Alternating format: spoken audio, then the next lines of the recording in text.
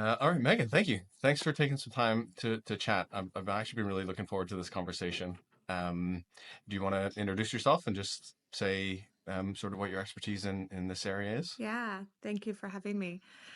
So I am many things. I am a cultural mythologist. So I have a master's in cultural mythology from the University of Edinburgh. So years ago, I studied the link of archetypes and mythology and folklore, as well as ritual and ceremony across cultures, across time. So for me, that's kind of a passion. I'm a former journalist, so storytelling is my love language. I love listening to people's stories, creating space for stories to be shared and witnessed. And then more recently, I'm a life cycle celebrant and an end of life doula.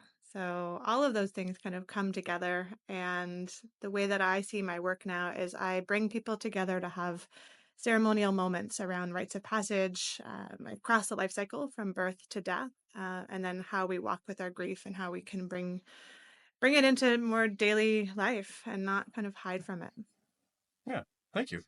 So I came across your app, Be Ceremonial, and I think one of the things that I really found interesting in that, so that's the idea there is to help people build, and you can correct my understanding of this, but help people to build rituals and ceremonies around these big life events, like you were saying.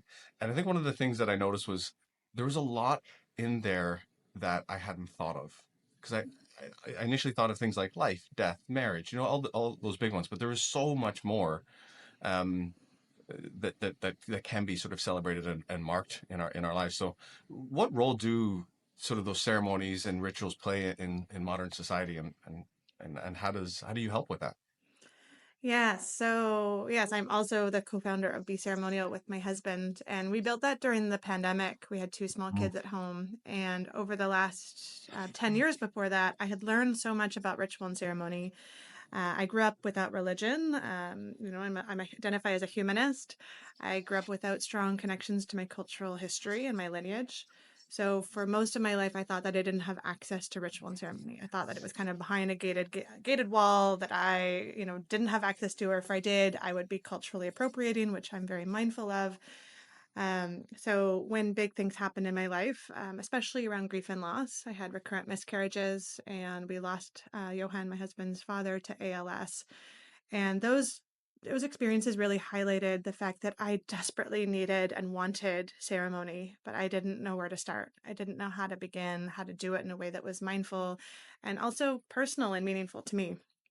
So I nerded out and I started to research and study and learn about the history of ritual and ceremony and the structure and framework. And it was a phenomenal experience. It opened up this whole world to me that, I believe we're all naturally ceremonial. I don't believe that I need to teach you about it. I just need to help you remember that it's inside of you, that I see it with small children all the time. Like we're drawn to ritual in the most natural way. And so, in creating Be Ceremonial, this platform, this teaching platform and creativity app, our hope was to give people that kind of option of opening the door and seeing what's out there and being like, oh, wow, I can bring ritual, into my divorce. I can bring ritual into my chronic health journey. I can, think about somebody that I lost 30 years ago and come up with rituals to honor the grief that I hold for them and the love that I hold. So, ritual and ceremony became this way of kind of really leading a more meaningful life for me. Yeah. And I think that, yeah, a lot of people just they think that has to look a certain way and that they don't have it in their lives. And so that it stops them from kind of exploring and getting curious. Hmm. Yeah, and we'll talk about that in a little bit in respect to medical assistance in dying, because that's if people are having difficulty choosing how to celebrate events, doing so when MAiD is involved is maybe another step removed and a bit more difficult. So we'll chat about that, but it seems to be designed to sort of self-direct people with different options and give them ideas on how to do things. So I thought I wanted to ask you about one that sort of stood out to me, and that was the turn the kettle on one. Because it was something just so like I never thought that that could be a moment where there's so much meaning can be brought into that those few minutes. So can you just tell me sort of what that one is? Yeah, that's a beautiful example. I learned that one from a mentor and teacher of mine, Sarah Kerr, who's also an end of life doula and death educator. And so much of what we do when somebody dies revolves around rushing and kind of panic.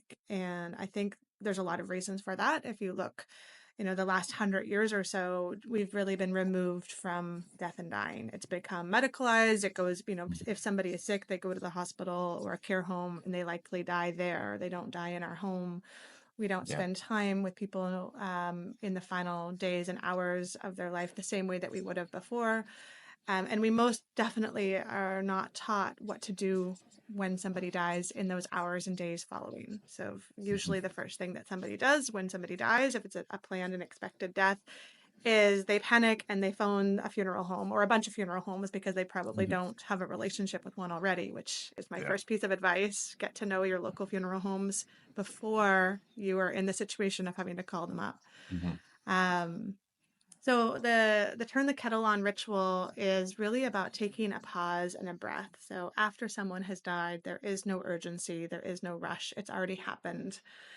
So rather than running around trying to figure out what to do and who to call and how to dispose of the body and what everything's going to look like in those aftermath, the invitation is to take a ritual pause. So go into your kitchen, fill your kettle with water, turn it on and wait and just pause. Wait until that kind of whistle comes or whatever type of kettle you have.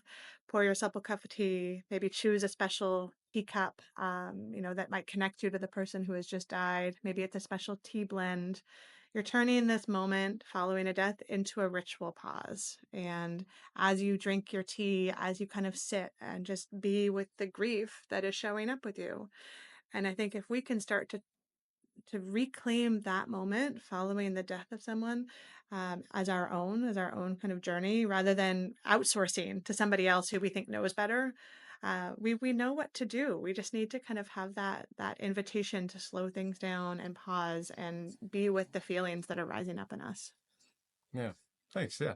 That's that one. Like I said, that one sort of just jumped out at me as just something I hadn't thought of. And I, uh, I downloaded your app and signed on just as sort of to research this so I could Mhm. speak somewhat intelligently about this with you.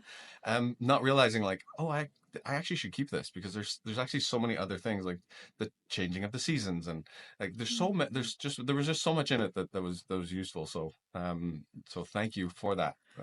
Yeah, and that when we did start it, I mean the mindset that Johan and I built the app is so much of our ceremonies these days are prescriptive. So if you think about a wedding or a funeral, for the most part, a lot of the weddings and funerals and graduation ceremonies, they're going to follow a very specific order of things. Yeah. And while there is power in that, and I am by no means suggesting that we throw all of that out and start over from scratch, there is an opportunity to create something completely different and completely new that's personal and meaningful to who you are and what you're experiencing. Johan and I, when we decided to get married, we threw out the wedding script and we started from scratch and thought, okay, what is it that we want to Yeah. do in this wedding? And his father had just been given a terminal diagnosis. So our wedding was also cloaked with grief and anticipatory grief. And Hmm. so we wanted to create space within our wedding ceremony for the grief that we were feeling as two families coming together. Yeah. And for the most part, people are uncomfortable with that because we're uncomfortable with grief. We're a grief denying, death phobic society. And so Hmm. creating space for that is uncomfortable. But with the app, we wanted to give people this choose your own ritual adventure. It's you don't need to follow a prescribed set of things. You don't have to have it look a certain way. You can actually make it look like whatever you want. You can have as many ceremonies as you want. You don't have to have just one funeral. You can have 12 funerals. There's no limitation.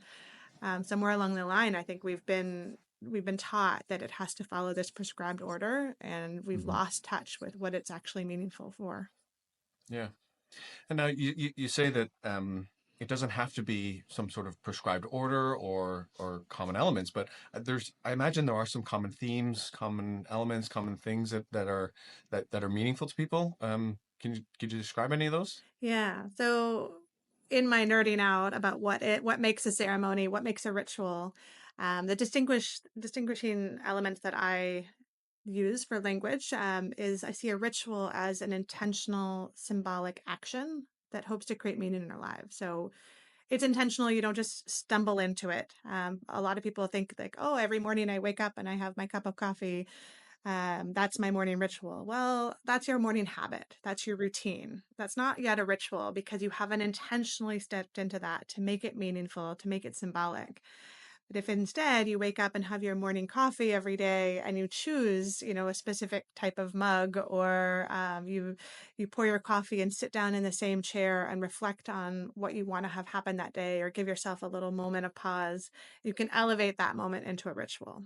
So a ritual can be a standalone thing that we do, or you can string a ritual together and create a ceremony. So for me, that ceremony is that larger container that holds several rituals within its place. And for the most part, in kind of ceremonial framework, there's usually three rituals. One that helps us acknowledge the past and kind of let go of what was. In academic terms, they call this the separation. So this is like separating from who you were. So if it's around a death, you're creating a ritual to separate from that moment between being alive and being dead. You're kind of acknowledging the transition that's happened. There's a ritual in the middle that's kind of being present and noticing the world around us. This is kind of that liminal space. In academic terms, they call it the transition. The turn your kettle on would be a great example of that. You're creating a ritual to be completely present with what you're feeling now. You're not rushing, you're not looking back, you're not looking forward. You are being with your feelings and your emotions in this moment. And then the third part is creating a ritual to acknowledge what will be. This is often referred to as incorporation, which is an academic word for what are we going to do moving forward? How are we going to support us? This is often around legacy and storytelling and memory keeping. So if it's around the death of a loved one, what are we going to do within our ceremony so that next year on a death anniversary or a special birthday, we already have these rituals ready to support us? One of the ones in the app that is very popular is called the Legacy Jar. And this invites people at a funeral or a celebration of life or in the moments after a death to think about all the things that they learned from the person that has died, the legacy they live, the words, the imagery, whatever it is that they want, and to write them on little notes and put them in a jar. And then in the future, maybe it's every Sunday morning, you open that jar and you pull out a little note in memory to think about your loved one who died. Maybe it's on their death anniversary or the first Christmas without them. But you have this jar that's going to support you in your grief journey moving forward. And the beautiful thing in talking about MAiD is you can often invite somebody to be a part of that. You can ask them to write down what they want their legacy to be. And on these little cards, they can add it to this jar, and then you can reconnect with their memory and with their legacy on an ongoing basis. So that's the ceremony framework. And there's hundreds of rituals that you can draw from to create your own ceremony. It's funny when you started describing that framework and that sort of progression. I immediately was like, oh, I see that in the app. The way that it's sort of set up and formulated. It just made perfect sense as soon as you said that. Um, yeah, so one of the things that just jumped in my mind there was you were talking about sorry, I can't remember what you called it, the jar. Legacy jar. The Yeah. legacy jar. Sorry, thank you. And I immediately thought about like that. That is something that you sort of create. It's a very intentional, and you're creating something that is new to that event. But one of the things that I noticed I thought was quite interesting too was the collection of tears, Mhm. and that I thought was meaningful too because you're taking something that is a part of the experience. Um, no matter what, and taking meaning from that. And I thought that was really interesting as well. So that's just to say, there's so much in that app that I found interesting and useful. So we could talk about that all day, but I'd love to talk about um, uh, MAiD and ceremonies and rituals specifically, because that's obviously what we talk about here. But first, do you think there's kind of been a bit of a shift in how people approach ritual and ceremonies in recent years or decades? I'm not sure how long you've been following this. Yeah. So, I mean, I'm often kind of ahead of my time in the things that I'm interested in, and to the point where I remember 20 years ago, I put on a workshop for some women entrepreneurs that I know all about ritual. And I remember people thinking, what is she talking about? And you kind of have preconceived notions, it might be a little bit witchy, kind of, spiritual woo woo, or it might be kind of cloaked in a lot of religion for a lot of people. And so I remember then thinking, I just want more ritual in my life, but I didn't quite know how to do it. But um, I'd say especially since the pandemic. I think the pandemic really brought out the fact that the way we normally create ritual and ceremony, we didn't even realize that was ritual. And then suddenly it was taken away from us. You know, whether we're looking at funerals, whether we're looking at Right. being with people near the end of their life, being with people as they birth and as they welcome new life into the world. Yeah. People went through these big rites of passage, as well as these kind of less visible moments of change, quite alone. And so I think the first wave of the pandemic brought about a huge amount of grief and heaviness and feelings of lost and not sure what to do. And then the kind of the death doula movement, the community death care movement that's been happening around the world for many years. By no means are we at the forefront of it. I think we were just kind of, I imagine kind of myself and kind of that peak of the wave. There had already been all this movement and all these amazing mentors and teachers who were doing this work for the last 30 or 40 years, drawing on the fact that we used to be like, we used to live in a community death care life, right? That used to be the way that our world looked 150, 200, 300, 400 years ago. So I think that the pandemic really kind of spotlighted the fact that we had lost touch with a lot of the meaning of our rituals, and a lot of the rituals that we kind of defaulted to no longer really served us. And so people started to create their own. We look to Zoom, we look to the way that we gather online, we look to the way that I worked with many families who would have 3, 4, 5 different funerals because they couldn't all gather as big groups. And so I would work with specific communities. And the thing that people would often ask me was like, is it okay if we're doing this? Like, it's like they needed permission to grieve in a way that felt right to them. And once they realized that they could do this, in any way they needed to and wanted to, I think the rituals just started to pour out of people. And whether or not they called it ritual or not, I think that's a different question. We have a lot of bias in our language. But I do think that the pandemic really kind of, at first, kind of revealed the problem, the disconnect, and then in the years since has been responding and saying, we are naturally ceremonial. There are so many things that we can do in our day-to-day life, and also grief does not follow 5 neat and tidy stages, right? We don't get to the end of our grief and then it's gone. And 3 days of bereavement leave is not going to give us what we need. We are going to walk with our grief for the rest of our lives. And so, how do we have a relationship with our grief on an ongoing basis? And I Hmm. think that's been a huge conversation that's been happening. Yeah. So then, specifically about MAiD, um, in my experience, people do sometimes have difficulty knowing what to do. Even just in a general sense, do they sometimes they don't want to be in the room. Sometimes they want to be involved, but they're not sure how to celebrate that. I use the word celebrate, and I know people might find that uncomfortable, but I think there is a celebration to be had there. Um, how how can people incorporate sort of ceremony or ritual leading up to an assisted death? So in sort of the days, weeks before. Yeah, that's a great question. And I love the word celebrate. And I also fear that, the rise of the celebration of life has often made it so that people don't want to have space for grief. So a lot of people will say to me like, "Oh, we want to create the celebration of life, but we don't want it to be sad." And I think, well, it is sad. Like, It is, it can yeah. be a celebration and it can be a time of grief and sadness and anger and sorrow.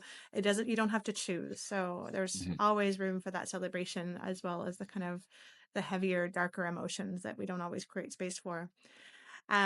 So one of my favorite types of ceremonies to help families and communities create and co-create. I mean, I'm there as a celebrant and end of life doula to reflect back what I hear from them and help them carve out and create that ceremony experience. But at the end of the day, they're doing the work. They're bringing the stories and the emotions and the memories.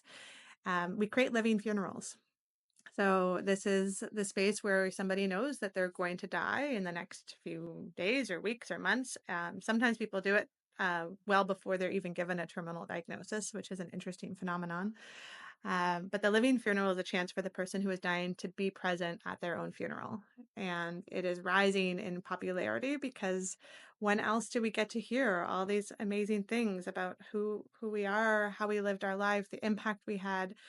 And as you know, in the end of life space, that's what people focus on. It's not about what they did for a living. It's not about, where they, where they visited, and what the impact they had on the larger world. It's like how you made people feel. That's the thing that people want to hear more, and that's what they hold on to.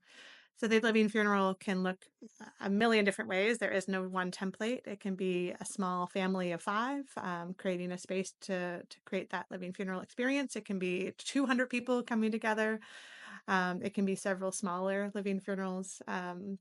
I've worked with communities of people who they weren't going to be with their friend or loved one physically during the MAiD experience. And so instead, I helped them create a ceremony that they could organize for themselves, in their own space at the same time that this person would be dying, but they weren't together with them. So that was a really meaningful thing to be able to ask them, how did you know this person? Where would you gather? What's the spot that you would choose? What are some things that you can do? And at the end of the day, it really is just about storytelling, creating space, and the rituals bring those stories out of us, right? They give us that method so that we're not kind of put on the spot. So it can be as simple as gathering by the beach and picking up a stone and writing a word on the stone, about what that person meant to you, and then going around in your circle and sharing, why you chose that word or a memory that you have. So there are those types of things that you can do. The larger kind of ceremonies around living funerals, the smaller ceremonies, and then for the person, and the immediate kind of community, there are some really beautiful things. I know that Sarah Kerr has a wonderful ritual where she invites the couple or the person who is dying. So it might be in 10 days from now is when the medical assistant and dying will occur. And so she invites them to place 10 candles, on their windowsill or on their dining room table, and every day to light one candle, and let it burn down. And you're counting down the days until your death. And I think it's when I heard about this, I thought, wow, that's so powerful, but also that's, really difficult to have to see that. And yes, there is a lot of fear and grief and sadness in that burning down of these candles. And I think it makes you live each day differently because you know that these are the days that you have left. So what are you going to do with them? What's going to be meaningful to you? You get really Mhm. clear, Yeah. in those final days and weeks and months, you get really clear on what matters. And so that burning down of the candle each day, it just forces you to focus on Right. what matters most to you. Yeah. Yeah, that idea of a living funeral, it it sounds it sounds a lot like what I've witnessed people do when they're having a medically assisted death, because in almost all cases they are alert and talking with their family and loved ones. They do have this rhythm to the day where they're doing that storytelling and the sharing the appreciation and all those things. And am I right to think that that sounds like a living funeral, but maybe not with the intentionality that you're describing? So I would distinguish them as different because for me, a ceremony has a very natural beginning and ending. You know when you step into that ceremony, you Yeah. know when it begins, you know what you Right. move through, and then you know what it ends and you step out of it. Mm. So I think a lot of people stumble into ceremony. Yeah. They're doing it without really realizing they're doing it, which is fine. Mhm. And for a lot of people, I always say it's really hard to start being ceremonial when you need to be ceremonial.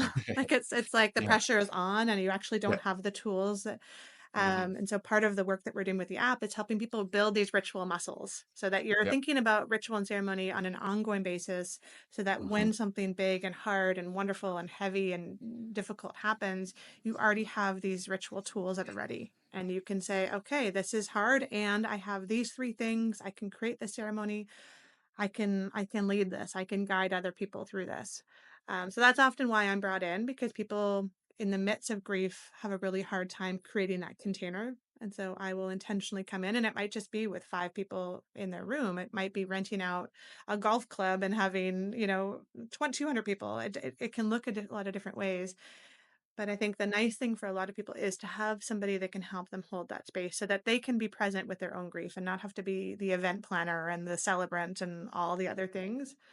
Um, so yes, I think that there are elements of ritual in that final day for sure. I think creating a ceremony does look different because you are you're creating that container and you're inviting people to step into it with you. And one of my favorite rituals around MAiD, and I work with a lot of care providers who, whether they're end of life doulas or MAiD practitioners or people that are in the end of life space. And one of the things that I really recommend is writing a sign on the door, so that everybody who enters in that space takes a moment and maybe considers a question. Maybe it's a quote. Maybe it's an invitation to take 3 breaths. And so before you enter the space, and oftentimes what I write down on that sign before people enter into that room with the person who is dying is saying, you might have a lot of your own grief connected to deaths that have happened in your life. Take a couple of minutes and honor that grief and leave it out here so that you're stepping into this space for this person and this experience. And you're not kind of compounding all of these past griefs and past experiences.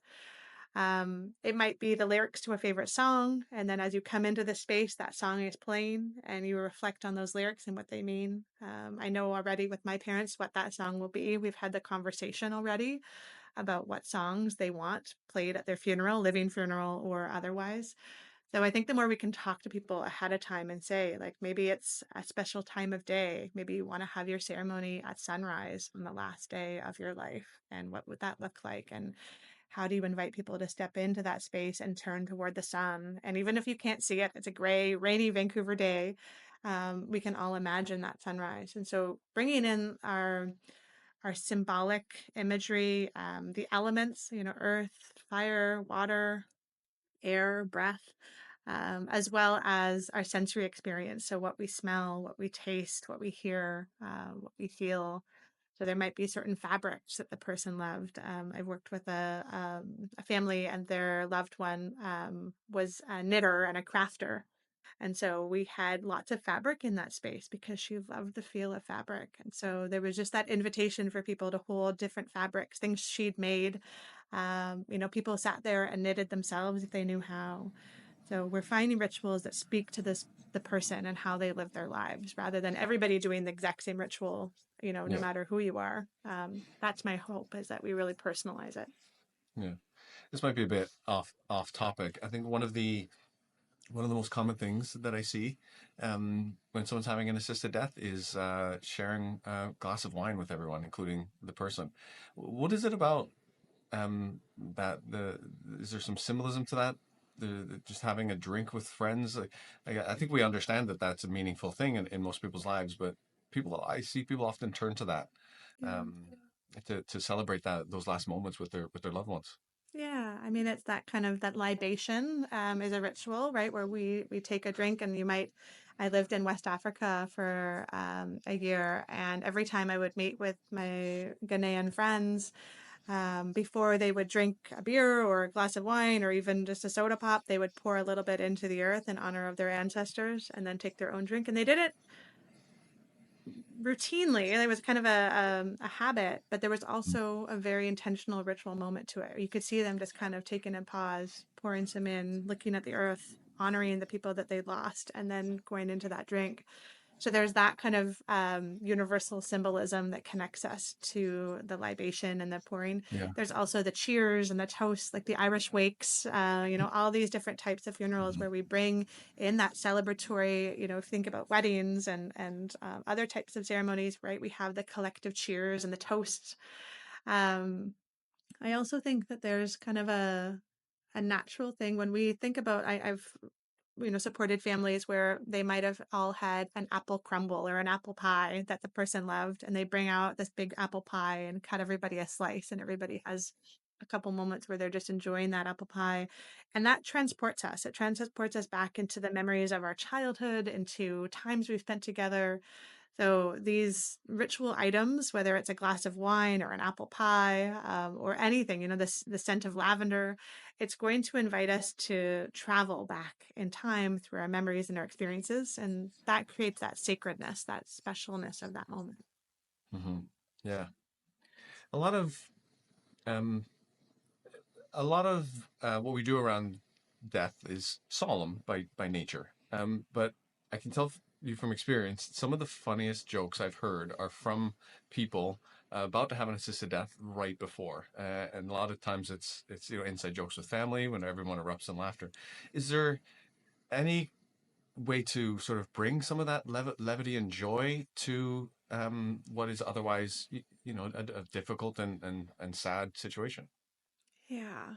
And, I can never bring that, but I can invite people to think about what the person, how they live their life. And if they lived their life and they told raunchy jokes and they were kind of a little bit offside, like how are we going to create space for that? And one of my favorite things is somebody who, often supports families in writing eulogies and thinking about the overarching story after somebody's died that we're going to tell at a funeral or celebration of life is don't leave out the parts that make them who they are. Don't make this a eulogy in the sense that everybody, uh, was that this person was perfect and they lived their life in the most meaningful way and every day they mattered. That's just not how we are. Like my favorite stories are when we tell the offside jokes and when we, I recently did a celebration of life for a young father who died, and gosh, it was sad. And the kids were the same age as my kids, and there was so much solemnness in the room. And yet I got up there and I told one of the stories that the 5-year-old son had told me about how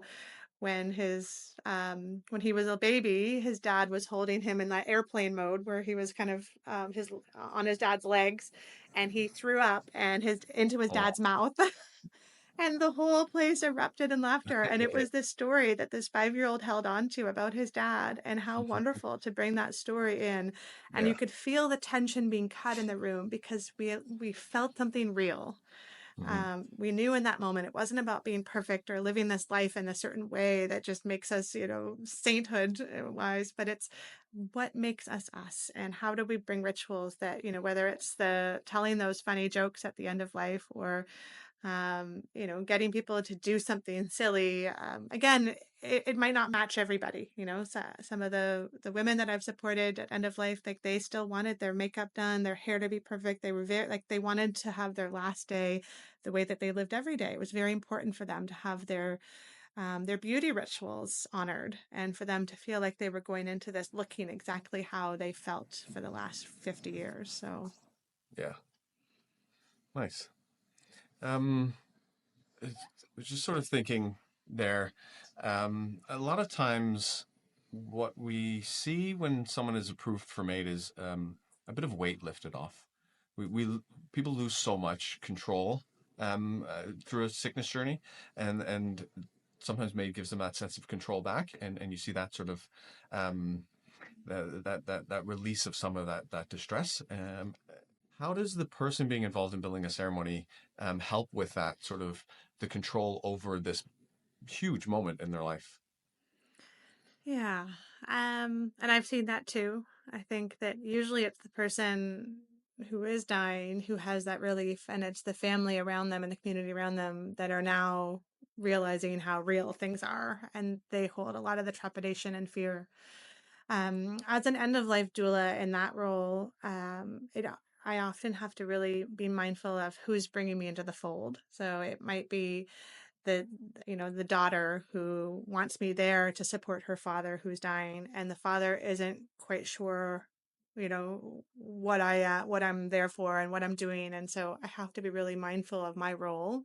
And I think that especially as kind of non-medical care support, like an end of life doula for me in that time and a celebrant, is creating space for the emotional piece, and that that piece that often can go without acknowledgement in some of our medical practices and settings, right? I think it's shifting for sure, but for a lot of parts in our medical systems, there's not always space for the emotional healness, the emotional healing, the mental health piece. We kind of see it as kind of a functional practice and a more body experience versus all the other things. So I have to be really mindful. And I also really want to be sure that the person that is bringing me into that space, that I am invited in and that I'm not doing anything that's going to make anybody uncomfortable. Because I think a lot of people at the end of the life, they might not want to have anybody there. They might not want friends and family. And I think that's perfectly acceptable. I don't think we should ever push. And with that being said, that doesn't mean that the people that aren't there physically can't do something that day or that week for themselves. So starting to think about ceremony outside of having to physically be all together and having everybody do the same thing. Part of my challenge with prescribed ritual is that we come into a space and we all create a ritual that we're all going to do together. And three people might snicker a little bit and be like, this is really weird. This is kind of awkward. And other people might get frustrated because they're having a different experience. Like they might really feel the solemnness or the sacredness. So my hope is always to give people a ritual and allow it to be what they need it to be, and to not look to others and have it be performative or prescriptive, but instead make it meaningful to you. And if that means having a little snicker or going outside and having a big cry, that's your way through that ritual. So the less we can make everybody feel like they have to follow it exactly and have the same experience, and instead invite people to have their own personal experience, especially for the person who's dying. They need to be able to dictate what this looks and feels like. This is for them. As soon as they've died, those moments after, that's for the family. That's for them to come in and think about their rituals, what they want it to look like. But I am really mindful of making sure that those final hours and final days are supportive of the person who is dying, Yeah. if that Okay. makes sense. Yeah, no, absolutely. Yeah. So we obviously talked a bit about, the person and, their loved ones and family, but there is another component to this, and this is the healthcare workers that are actually supporting someone through this.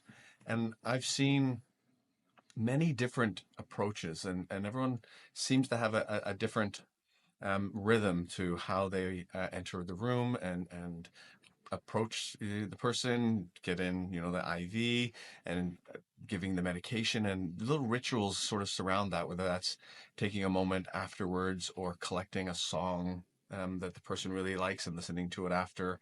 Uh, so there seems to be an ingrained ritual into a lot of the practitioners' way of approaching this. So is there a way that they can work in some more intentionality to that can help them with this sometimes difficult work? Yeah. And I hear it all the time from people, especially, I'll be at kindergarten drop off and I'll tell somebody what I do, and you can kind of look at them and they kind of have this response of, oh God, that must be so hard. That's such be such heavy work. I could never do something like that. I hear that all the time. And I frame it differently. I feel so privileged to be able to support people during times of grief and end of life. I feel like it's a time of so much love, and I get to really be part of that love, and I get to feel all that intentionality. And it's heavy. It's heavy for me. It's heavy for other care providers. And so I am so rigorous now with my before rituals and after rituals that I do to support myself as a care provider coming into those spaces. So just last week, I was doing a celebration of life for a young mom who had died from cancer. And I knew ahead of time that I was holding my own kind of stuff that week, whether it's about what's going on in the world right now. There's a lot of grief, a lot of fear and frustration. I could just feel I wasn't present with her and her story. And so I went for a walk in the forest, and it had just snowed in Vancouver. So I picked up some snow in my hand and I just let it melt, and I crumbled it into a ball, and I took all of the rage and anger and fear and grief that I was feeling that had nothing to do with her. And I put it into the snow and turned it into this little snowball, and it was melting in my hand. And then when I was ready, I took a deep breath and I threw it into the forest. And I came home and I felt different. I had acknowledged the things that I had been holding that I wanted to let go of before I stepped into the space for her community. And so that was my kind of pre ritual to make sure that I wasn't going to carry all that other stuff with me, because it would show up. It would show up in different ways in my body language and my reactions. And then after the celebration of life, because she, was a young mom with two daughters, and I have two daughters, I could feel some of the grief sticking to me. And it's not my grief to carry. I never got to meet her. I got to know her through the stories. But I have a ritual, as do many end of life care providers, because I swim with them a lot. Is I go into the ocean. So I drove to my beach. It had just snowed, so it was cold here in Vancouver. and I have all my special gear, my booties and my gloves and my jacket. But I sat down on the beach and I reflected on this woman and what I'd learned about her and what I'd learned about her daughters and her coworkers and her friends. And I took a big heavy rock and I held it for a few moments and I placed the grief that I'd been carrying for her and the feelings of connection into that rock. And I threw it in the ocean and I followed that rock in and I swam for about 4 or 5 minutes. And I felt it and I was present in the moment. These bald-headed eagles flew overhead and I had this amazing connection to the world. And, for somebody who's not religious or not overtly spiritual, this was as spiritual as it gets for me, right? It was this connection to nature, to the world. And I came in and I out of the ocean and I warmed up and I went home and I felt lighter. I felt like I'd acknowledged that grief I'd held space for that day. And it was a heavy day, but I'd put it into the rock. I'd thrown it in the water. I'd felt my body in the ocean. I'd felt alive.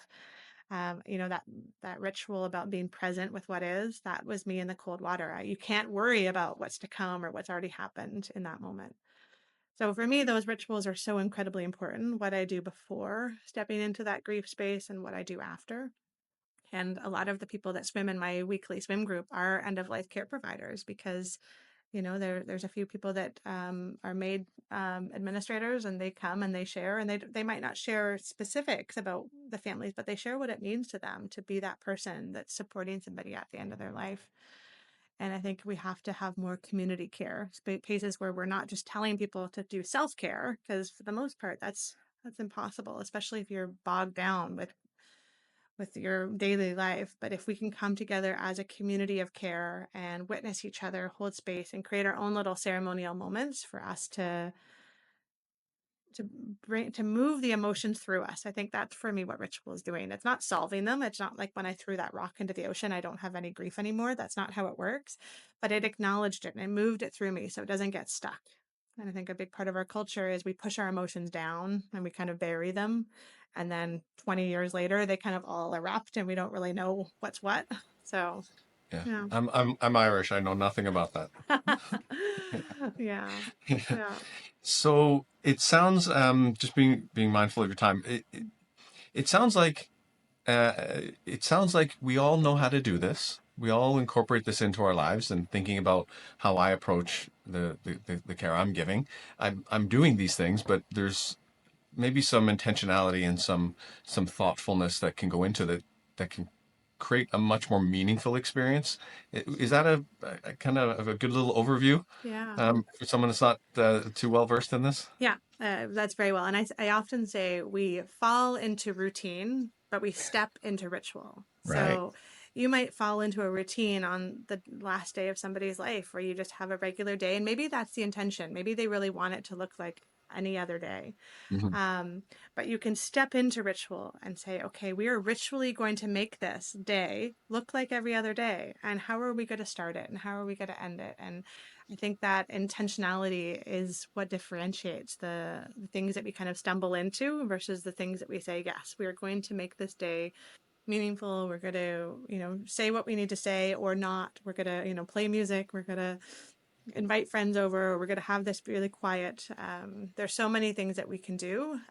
But my invitation is for us to not default to the script that we've all been kind of handed and to Yeah. think, what is actually meaningful to me? What is it that we need as a community, as an individual? And how can we start to kind of color outside the lines a little bit? Yeah. Well, thanks for taking some time to talk. I think this is such an important topic in an area that's not always discussed around MAiD, because there's so many other things and so many other emotions and plans that are happening. Is there anything important about being ceremonial that we haven't touched on that you want Well, to share? Lots, oh, right? there's so much, but I do think that, in relationship to MAiD and this topic that is new for a lot of people, Mhm. my experience having done, dozens, if not hundreds of end of life connected and related ceremonies, the ones that surround MAiD are some of my favorite because they are so cloaked in meaning and we have this appreciation of time and of legacy and of memories and stories. And I think the more that we can create that space to look and feel like something that is familiar. So this is not the time to kind of, bring in a five-piece band and have, or maybe it is if that's how you lived your life. But, um, you know, we, for the most part, the people that I support, they want to die the way that they lived. And so the more that we can start thinking now while we're still alive about what our legacy will be, we will live a life of intention so that when you get to the end, no matter when it will be, you have very clear ideas of what your legacy already is. And so the family, the community, they're not stumbling after you've died to kind of think about what is it that we're going to do to honor this person. They know right away. They've already had these conversations with you, with each other. Like I mentioned, I'm talking with my parents all the time these days about like, what is your legacy? Where are the places that I should go after you die to remember you? What are the songs that I should play? What are the things that really mattered to you most in your life, and how can I weave that into how I remember you and honor you? They're still alive, and I get to ask them those questions. So that's my invitation to everybody: is have these conversations before you need to have the conversations. Yeah. I'll second that. And sometimes this sounds strange when I say to people, but I mean, death is a tragic thing that's happening, but there are moments of beauty within that. And I think your approach and the idea of being intentional about that could just helps facilitate those. And that is a beautiful thing. So thank you so much for that. Is there a way folks can try out your app? Yeah, so it's free to download in the app stores. It's called Be Ceremonial. You can also go to beceremonial.com and learn more about it. There's some free ceremonies within it and some free rituals. There's some workshops and interviews that are accessible with the free membership. And then you can also activate a monthly or annual membership. I'm also happy to give a special code to people that are listening where they can create a free ceremony if they like. You can also just reach out to me if you're curious and you want to know more. I do a lot of online teachings and workshops. I'm doing a lot of work in the corporate world right now, so companies are bringing me on board to talk about the importance of end of life and grief ritual with their employees, so that again, it's not something that we're thinking about at the very end. We're starting to weave this into our day-to-day existence, and I'm just so passionate about having these conversations all the time. My my kids and my husband kind of look at me and say, "Oh, we recently lost our dog in uh, November, and I'm still wearing. We did a red thread ritual uh, where we all tied the thread around each of us and her paw, and I mhm. was just holding it this morning and just missing her. And I loved that the fact that I had this red thread that could connect me to Kona. But it was as beautiful of a ceremony as you could imagine. And when people found out that she died, that their immediate reaction was, "Oh, I'm so sorry your dog died." And I would just smile and I would just say it was so beautiful. Like it was Yeah, everything I could have hoped for. And yeah. that's, whether it's a loved one, whether it's a human loved one or an animal loved one, I think that the more we can bring awareness to the fact that it can be beautiful and it can be meaningful, we just have to step into it with that intentionality. Perfect. That's a perfect ending. I'll leave it there. I'll add some links and that in the description here and in the article on Substack. Thank you so much for your time. I really appreciated this. Thanks, Thank you. Paul.